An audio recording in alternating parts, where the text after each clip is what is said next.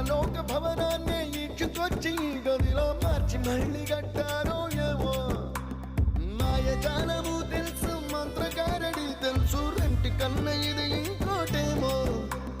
నీలాకాశం నేలాకొస్తే ఇట్టాగే ఉంటాదో ఏమో.